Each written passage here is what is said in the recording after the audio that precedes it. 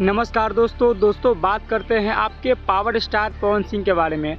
दोस्तों एक बार फिर से पावर स्टार पवन सिंह ने भोजपुरी में तबाही मचाने वाला काम कर दिए हैं और आप सबको खुश करने वाला काम कर दिए हैं, क्योंकि दोस्तों आपको पता है कि पावर स्टार पवन सिंह ऐसे हैं जो भोजपुरी में तबाही मचा सकते हैं। दोस्तों आप सबके प्यार से पावर स्टार पवन सिंह आज फिर एक गाना रिलीज किए हैं और दोस्तों इस गाना को इतना ज़्यादा आप लोगों ने प्यार दिया कि यह गाना मात्र और मात्र 1 घंटा में 1 मिलियन क्रॉस कर गया। और दोस्तों यह गाना का सिर्फ और सिर्फ ट्रेलर था।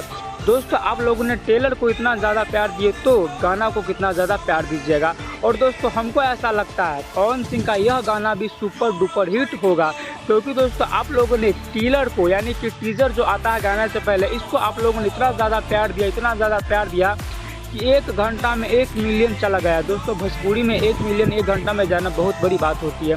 तो दोस्तों हमको ऐसा लगता है कि यह गाना सुपर डुपर हिट होगा। और दोस्तों अगर आप सबका प्यार बना रहे तो गाना सुपर डुपर हिट क्या पूरा तबाही मचा देगा पूरा भोजपुरी में।